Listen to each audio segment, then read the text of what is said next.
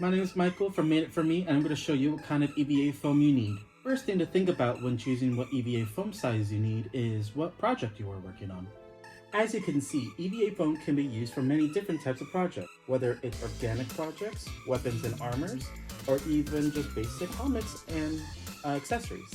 When you buy EVA foam from TheFoamory, you get 35 inches of EVA foam 59 inches wide for each size. For 2 to 4 millimeters of EVA foam, I do use it for stuff that's organic or for details in my projects. For 2 millimeters, I use it for something organic like roses or even organic shapes like leaves.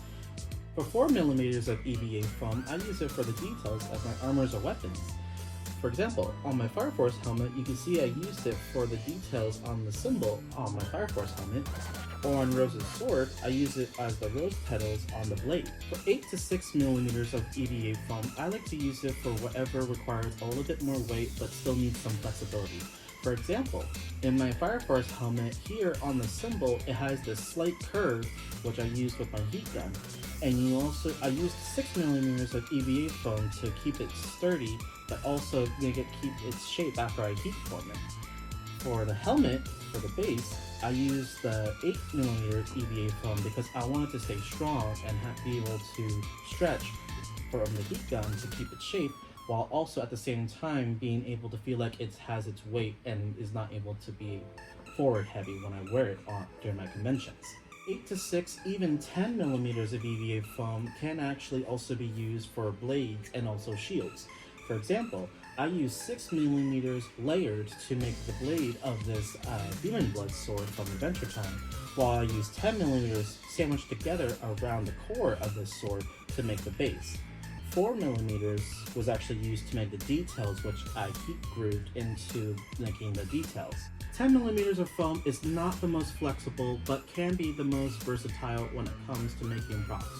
For example, 10 millimeters I like to use for making swords, shields, and even this types of armors where it has like a very nice curve, but is very big.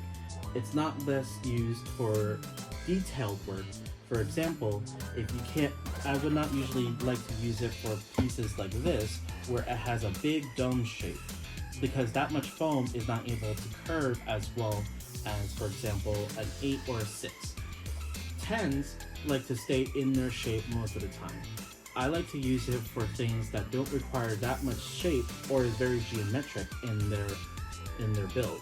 Garnet's Gauntlet is the best example because it just requires one big tube of EVA foam and also just a detail of a star on the base. But it's very strong so that if I need to get my hand in here, it will not bend like a 4 or 6 would when I have to reach my hand in. But now I'm able to go to my con and do the best I can.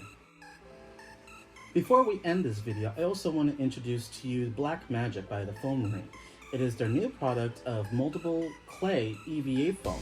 Basically, you can mold it to whatever organic shape you want to.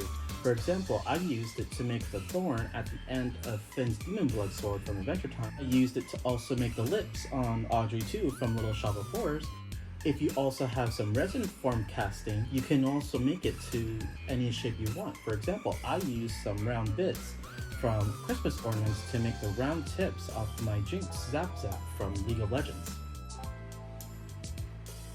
And with that said, thank you so much for watching and good luck crafting. If you like this video, feel free to give a like or subscribe to Madeit4Me. Have a nice day. Bye.